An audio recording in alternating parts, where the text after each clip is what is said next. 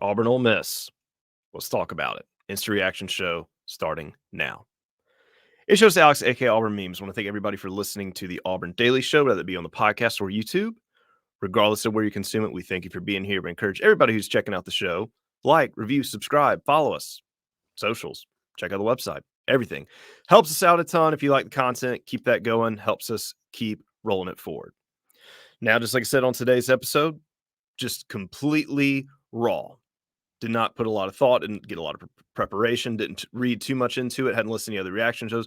Wanted this to be just unfiltered, right off the cuff, just very much kind of how I took it without kind of overthinking my opinions out of it. And this is going to sound almost of a goofy way of saying it, but didn't want to come from it too logically. Wanted it to be very, very much organic to maybe encompass a little bit better from what I saw and how everybody else is feeling, with a fine balance of not being overreactiony about it, but also not trying to get a little almost. Sometimes you can kind of talk yourself into thinking that, I'm going to say a very strong word here, but mediocrity is okay. Looking a little too much bigger into the big picture and ignoring what's right in front of us. And honestly, what's going on right in front of us is something this far into the season just can't be ignored. So let's look into this game right here. Auburn, Ole Miss, night game. Jordan Hare had all the makings of a perfect scenario.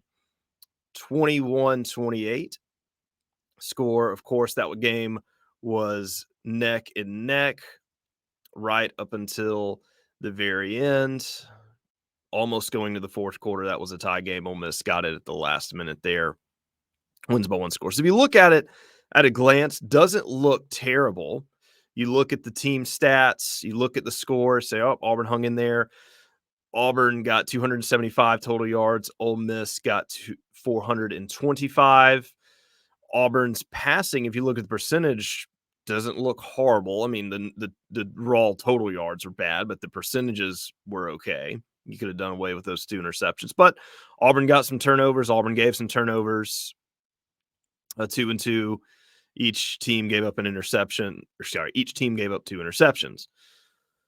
Now, where it did get bad for the second week in a row, and this was going to be a key factor to it, the time of possession was 34:05 Ole Miss, 25:55 Auburn. Another thing, especially at home, you can't do it, especially with how high powered that offense is. So a few things that surprised me and a few things that didn't surprise me. Right out of the gate, I would say Ole Miss, now they got the total yards looks good, but they were not just as dominant with the offense that I thought they would be. I thought they would be putting up a lot more on the offensive side. I thought they were going to have no trouble running, really kind of playing out well. I thought it was going to be a shootout game until they decided they were just going to control the clock. That was not the case. Both teams did very, very poorly on third downs. Now, that's been a plague for Auburn for a minute. I don't have Ole Miss's season stats in front of me, so I won't comment on that. But Auburn held them to what they needed to do. The defense did what they needed to do by and large to handle this game. Now, the issue is Ole Miss's offense got a lot more opportunities, and because you get a lot more opportunities, of course, what you're going to do, they're going to get more yards. You can't take anything away there. I think that just really goes to show how crazy good LSU's offense was for what they did against Auburn's defense. But you can't complain there. Are there pieces that need to improve and could be better on defense? Absolutely. But they're not potentially last place in the SEC West bad. And unfortunately, this was the narrative nobody wanted to get to, but this is where it's kind of getting at, is Auburn is playing for what will very likely be who will get last place or second to last in Mississippi State next week for the West. Fortunately for Auburn, you're going to play probably the last chance bowl with 2 weeks in a row when you got Vandy and Mississippi State. And of course, you got Arkansas after that, who's starting to slip away. And I kind of said this a few weeks ago, and I still feel this way. The trajectory they're going, I feel like this team, the Arkansas team, is eventually just going to kind of hang it up and say, all right, we're checking out for the year. Now, the issue that's got to be avoided there is Auburn cannot be on a similar trajectory. And that might be what ends up, could potentially be happening. Just going to say, can't ignore it, might be there. Now, I think the biggest pain point for folks between last year and this year is Auburn's team against an Ole Miss team in Oxford. And I think most people would say from a roster standpoint, I don't think you could argue that the team this year would be any worse than last year's team.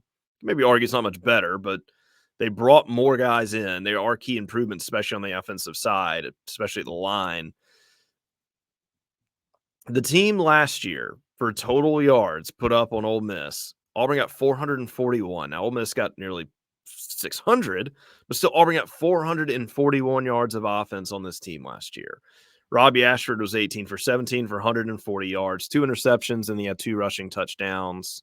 And I believe he was 35 yards rushing. I don't have it right in front of me right this second. It's on a different screen. And Tank Bigsby went off last year with 180 yards and 2 touchdowns.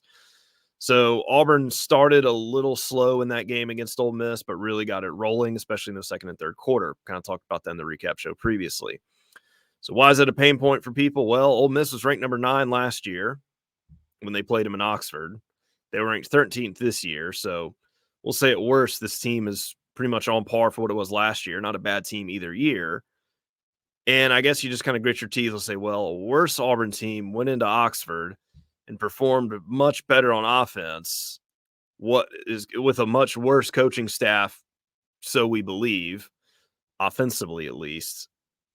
What gives? And that's kind of I think where people are really scratching their head, where I'm definitely scratching my head, and that's why I didn't want to dive too deep into the numbers and the narratives and everything like that, because I wanted it just to be a very much like I want to ask the questions before we get to answering them, because I know a lot of people are feeling this way.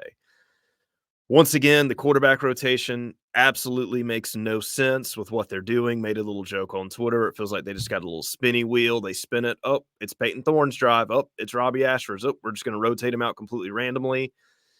And the coaching and discipline. I mean, the 12 players on the field stuff, like you're seeing that from Les Miles years he's getting fired. Like you're seeing that. You're not seeing disciplined teams make those mistakes.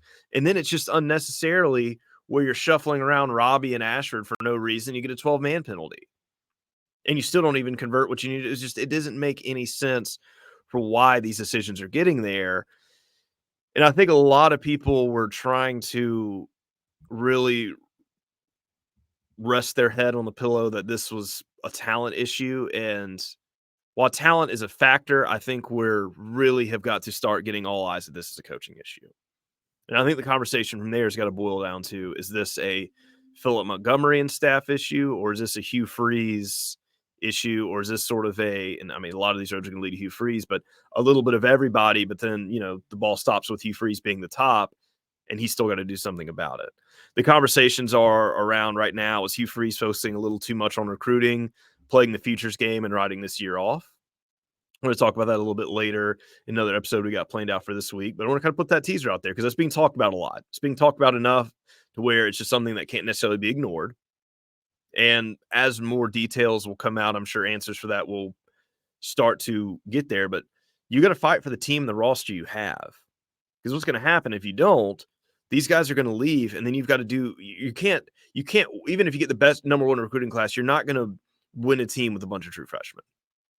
That's not going to help 2024. And really, man, it'll help 2025 when they're sophomores or redshirt freshmen.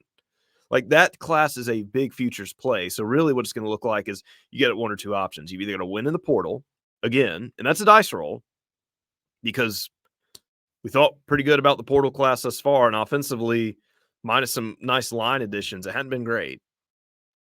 It's been better, but it hadn't been great. And they're not using them to their best abilities either. So then you get there and say, well, there goes that. You fight for the guys you got, because some of the guys that are on this team that could potentially develop. I mean, look at Jay Fair from last year to this year. Now, I think if we had a game plan more surrounded about getting in the ball, could feel a lot better about him. But it's one of those guys like, what is happening right now that's convincing guys that could build from year over year to come back next year, that will have another year under their belt, that will know the system, know the staff, know that whatever they're trying to run? Or are they just completely fine with the complacency of, hey, we're going to have to turn everything over, we're getting our guys? Maybe there is a big picture plan, but I think the issue you run there is that is a thin ice. That is that is you're trying to shoot the wings off of a fly from 50 feet away doing that. It's a very, very high risk play, and obviously it can have high reward, but we know what the downsides of it can look like as well. And each time they have performances like this, it just gets me more and more iffy of like, all right. And that's what kind of what it was with Harsin. It was like, can he turn it around? And each milestone he got to, he just kind of moved the goalpost further and further away from where he needed to be. And like or dislike Hugh Freeze as much as you want, you can't defend that performances like this are doing any favors, and you can't act like this year doesn't matter. People are invested and want to see games. No one wants to hire a coach and just say, "Hey, we're playing for the future. We're completely wrapping this year up." Do something different. And the deal with the quarterbacks, I'm taking back my take on this of just why I was original, and I had been very critical on Thorne, as I should have been and would still be at this point. But as I kind of look back at a little bit and what the issue is with Thorne or Robbie, I don't think it's going to matter because I mean, really, all things considered, they played about the same. Now Thorne had a little flash in garbage time where Ole Miss is playing prevent, and who knows if they've got some, if they got some of their second string guys in there. I wasn't paying enough of attention to the roster pieces of Ole Miss to say that. I couldn't exactly see what all defensive, how many guys they're stacking in the box, et cetera, et cetera. I mean, they were trying to keep them from scoring, obviously, but they're trying to manage the game as well and just get out of there with a win, which they did. So it got a little bit more passing opportunities, but also they called Peyton Thorne's number to do it. And shocker, he got in a little bit of a rhythm. He started hitting some guys and things started happening. And it sits there and makes you wonder, all right, well, if that's their 2-minute offense, why not run that earlier? Why not get some guys in rhythm with the quarterback and the receivers, tight ends? And I think there's a tweet that was going around at some point in the second half where they said they have not attempted a pass in the whatever minute mark of whatever quarter. I mean, it had at least been a quarter plus since that had happened in multiple possessions on Auburn where they just kept running and running and running or doing, I guess, the RPO and the quarterback would tuck it and run, which was effective for little chips here and there. But once again, not effective enough to have a sustainable drive. And being a pass heavy guy in Hugh Freeze's past, it makes you just wonder what is going on, which goes back to the question here of is this a Freeze thing or is this a Montgomery thing or is this just a everybody doesn't know what is going on here? I mean, I think even Hugh Freeze says, I don't even know where to start with this. So maybe, just maybe, we're going to have to get out of the recruiting lounge and spend a little bit more time as to what's going on now because maybe the new house you're building is going to be nice, but the one you're living in right now is on fire. And Hugh Freeze makes too much money to be complacent with everything like just burning down in front of him. Historically bad. This is worse than 2012. The problems that have been happening have been plagued. Hugh Freeze says, we're not really changing much. We're going to keep rolling with what we're doing. And by God, he kept his promise. And that's not a good promise to keep. Why in the world they're not just burning this thing down and just doing what Cadillac did last year in a week to come up with a better game plan is beyond me. At least just, I mean, I hate to say it this way, just at least make it look pretty. If we're going to lose, just make it more competitive than this. I believe the passing numbers, and it looks a little bit better because, like I said, it was padded up at garbage time. But before those last two drives in the last 3 minutes of the fourth quarter, like I think Peyton, he was 9 for 13, and I believe he completed 7 or 8 of those passes just in those two drives. So before that, you've got two quarterbacks that have less than 5% or 5%, 5 passing attempts each, I believe. I'd have to go double check the play by play. I just kind of did a quick skim of that. So, but I believe that's what it was looking at in the middle of the fourth quarter. Great. And I don't get it. It would be one thing if we're 20, if we're 8 of 26 passing and just nothing's getting there. And then either quarterbacks aren't hitting it or they're just getting interceptions or receivers are dropping the ball constantly. But that's not happening. They weren't even trying to pass it. And you just cannot be that one dimensional. And I mean, it was just, there was no, it was just, it was easy to figure out. I mean, the little trick play they tried to do with Holden was just horrific. I mean, that was the easiest. I mean, you had guys screaming out what was happening. I mean, you watch the replay of that. I mean, it was just a shark in water, just torpedoed, nailed the guy. So it doesn't, I don't see where the logic is in this and why the things offensively. And I'm not blaming the players because I mean, I think that it's just you don't want to have a game plan around Peyton. They don't want to necessarily have a game plan around Robbie. I don't understand what's going on because they're both playing about the same, but I don't think it's because one is necessarily better than another in the system. It was just the system is set up so much right now for both quarterbacks to fail. I don't really think it matters who you give a chance to because the thing is Peyton is effective with his legs because they're thinking he's going to be the guy that can pass, and Robbie can be effective with his arm because they're thinking he's going to be the guy that throws. So they know Robbie's going to throw it. So they're just really prepared for that. Even last year, people, oh, Robbie didn't pass.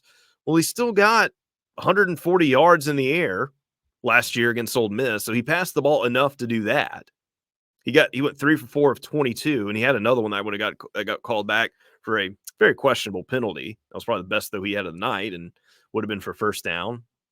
And the refs, especially the first half of that game, were pretty happy with that flag. So you let them get into a rhythm, they can actually do the thing. And one thing I will say I was happy about is after Robbie threw his interception, we'll talk about that real quick. They did put him back in the game for the next series. So at least it wasn't the message of, oh, you screwed up, you're out. Hey, we believe in you, get it back there and do it. Short-term memory. I think that's good for a guy's psyche to do that. So I will give him some props there. Now that the play calling after that series meant a whole lot, did a whole lot. I believe they went 3 now. I have to double check that. But it still was erratic as it ever was.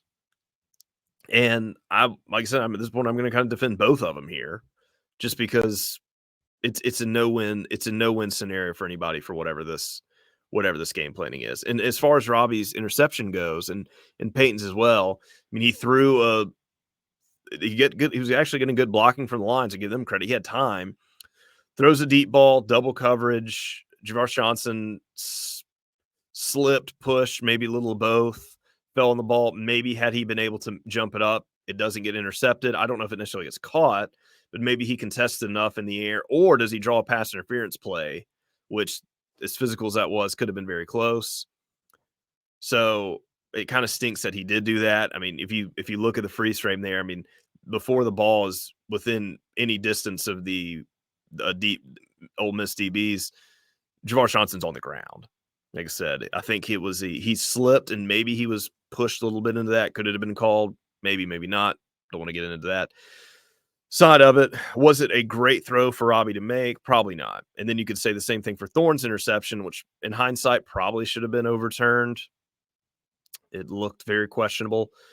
But same kind of deal there. It was a play, trying to make it, throw it in a double coverage. Both were probably not equally great decisions. And why I'm going to defend both of these for both quarterbacks is they're not calling my number to throw. We're trying to win this game. Peyton and Robbie both want to win that game.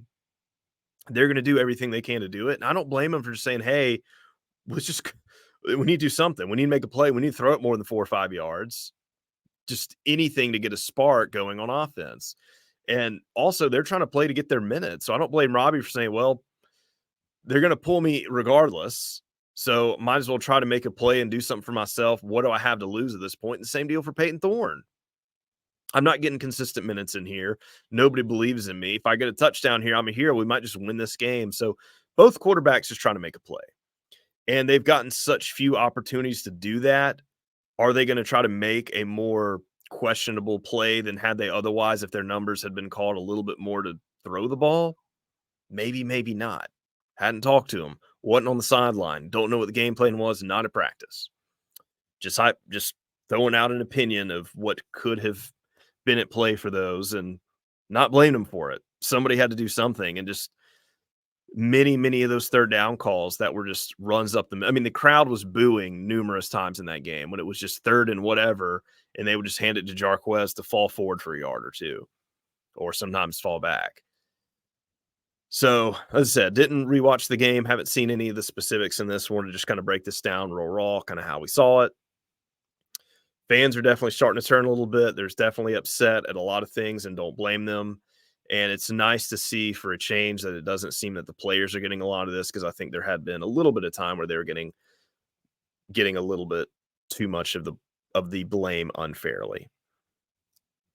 Got to chalk this one up to coaching, and hopefully they ask some tough questions to the presser coming up. And as I mentioned in the Crossroads episode, the issue with this game was going to be, it was more the same. And I thought Auburn's offense was going to do a little bit better than this and at least get into the high 20s. They didn't. I was about a touchdown off for each team. And had it not been for a nice garbage time drive, this would have felt a lot worse than it. One score game sounds a lot better than losing by 14 again, which they did last year. So we'll see what they end up turning this around to do. Is it going to be the easiest stretch of the schedule SEC wise? Hopefully, this team stays checked in and they can beat Mississippi State at home. And then they really do have a point where they could win 4 in a row. As long as this team doesn't give up and they don't feel discouraged by this, and maybe this bad level of play will, or this bad game planning or whatever they're trying to do, can look better when the competition gap is not so far in a bad direction for Auburn, and Auburn is the more just talented team, and they can just out athlete these other guys to victory. Because I don't see the coaching and game plan doing it, and that's how you beat better teams, is you scheme them and you execute them better. And well, I haven't done that this year. I mean, we'll see how it looks against Mississippi State. If it looks bad against Mississippi State, then I mean, at that point, I think you just got to chalk this season up as done and just hope and pray that with the big team reset and coach reset, portal reset, whatever they're going to do in this offseason. Because if it continues the way this is, I mean, Hugh Freeze's tenure at Auburn will be very short. If this whole game plan thing and this is what it is, and it's just, oh, well, we got to get the guys in there. Because, I mean, the best quarterback and receivers in the world. If you don't dial up more passes than this, it's not there. Because the problem is Peyton Thorne is played far worse than he had at any numerous years times at Auburn or at Michigan State. And the bar was so low.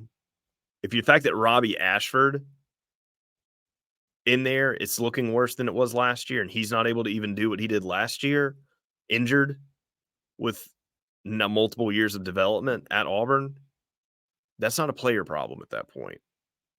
The wide receivers aren't getting as many yards. That's a coaching problem. They're not even getting the chances to do that. The coaches and the game plan are actively making decisions to keep them out of it. So we'll see how the narratives develop on it. Like I said, this was the Raw episode. We're going to have a little bit more of a fuller recap episodes talking about everything throughout the week, and then we'll move on to a Mississippi State preview. So if Auburn can turn it around, this would be the week to do it.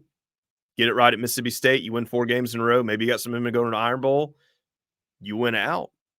You know what? No one's thinking about this then. Season starts to look a lot better. I want to thank you guys for checking out the show. We'll be back at you next time. Remember, check out the Auburn Daily on socials on the website. Check me out on Twitter at Auburn Memes. If you got anything, any thoughts, comments, if you're on YouTube, check it out there. And I want to thank you guys for listening, and tune in next time. You'll have a good rest of your day.